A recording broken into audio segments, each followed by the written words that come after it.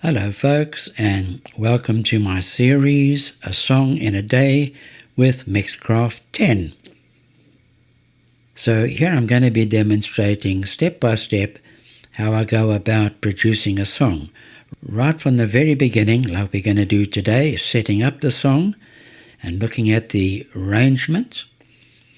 And we'll go through right till the very end where we mix and master that song.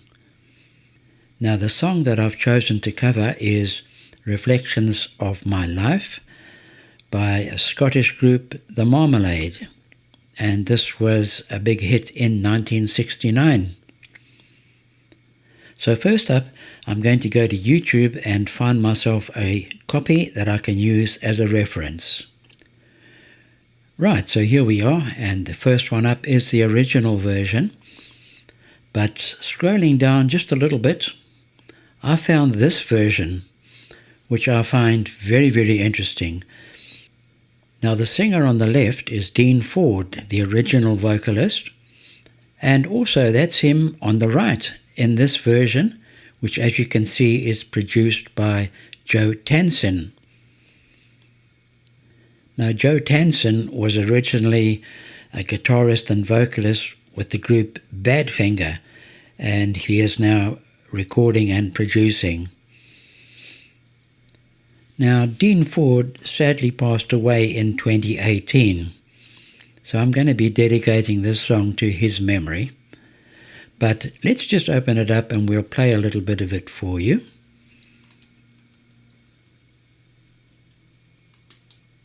First of all, I'm just going to pause it while we just come down and give just credit to the musicians involved, and of course the production by Joe Tansen. And I want to just add that I do have permission from Joe Tansen to use this song as a reference track. Thank you, Joe. Right, let's just see how that sounds. I'm going to press play.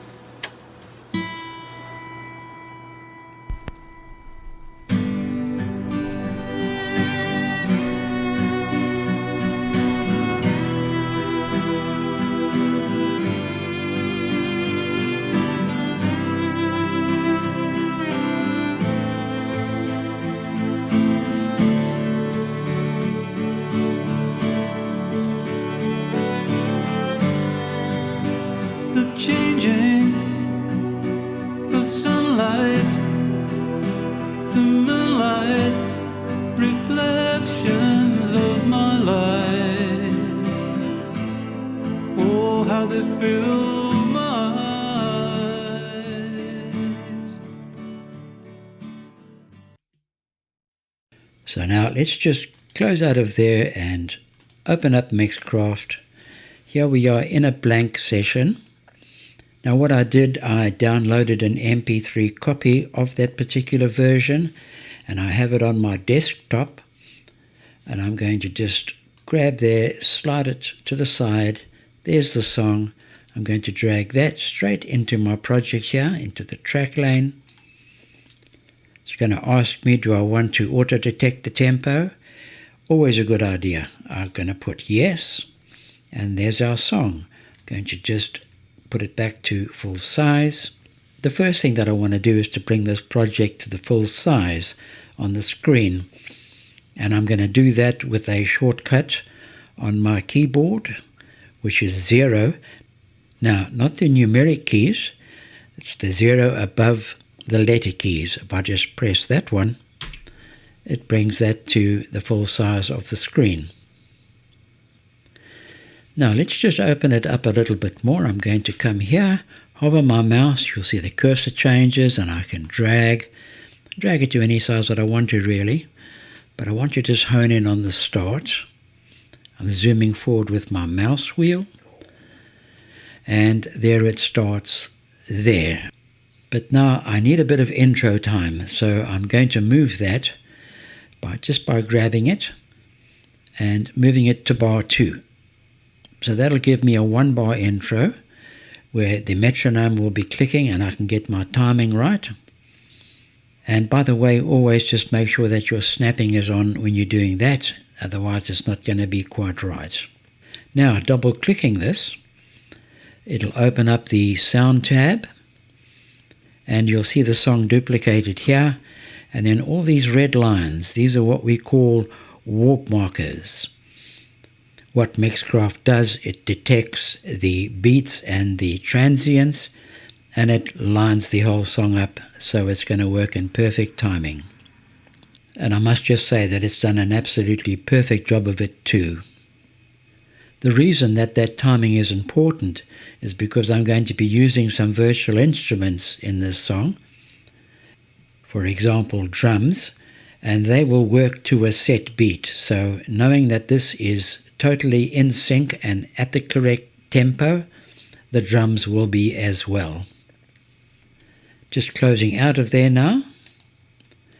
What I'm going to do now is to mark up this project so that I can see the individual sections, the intro, the verses, choruses, etc. And I'm going to do that with the aid of markers. Now there's a number of ways to insert markers. You could first go to Mix, Markers, and then add a marker. And you'll see that there's also a shortcut of Control and /. Next, you could, in the timeline over here, the black area, just right-click, and here you could add marker.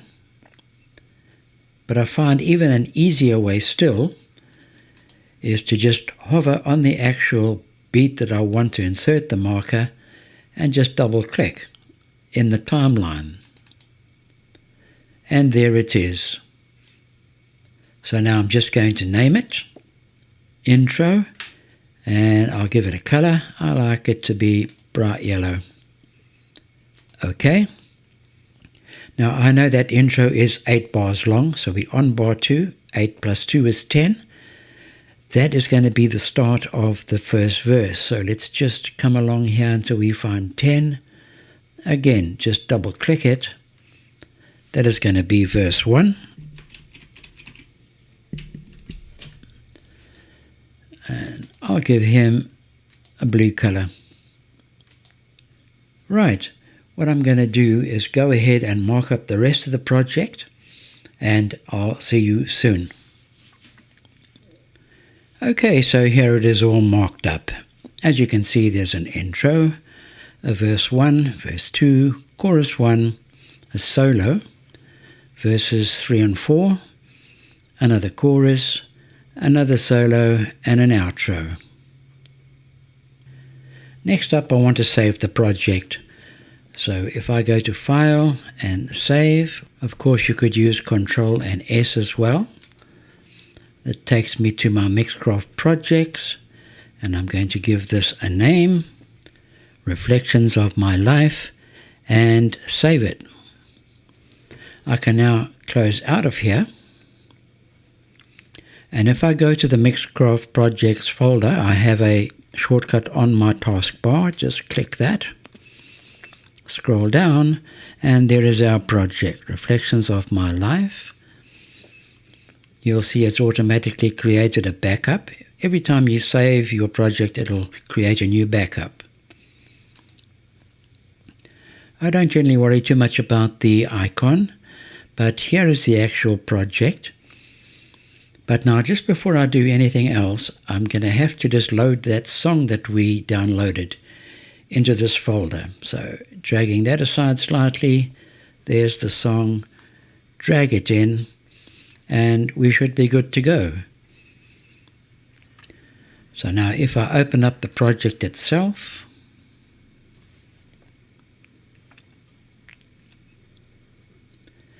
there it is, all set and ready to go. Now, just quickly, the reason for a reference track. It's something that I can work around and work with. In other words, I can know when certain parts come in. I can see where I am at any time in the recording process, whether I'm in a verse or a chorus. And, I put a lot of thought into the planning of a song like this. not to copy it verbatim, but how I can change things and rearrange things ever so slightly or radically. It doesn't really matter. But it's there exactly for that purpose, as a reference. And once the song is done and completed, this of course is going to be deleted. It's got nothing to do with the actual project itself. So that, I think, concludes it for day 1. Tomorrow, day 2, we're going to have a look at the adding of drums and the bass. Now that video will be right above me. And then also, if you wanted to take a look on my left-hand side, there is Young Herman, and he could take you through to my homepage, and you could see what other videos and playlists that I have there. Thanks again for watching, and we'll see you in the next video.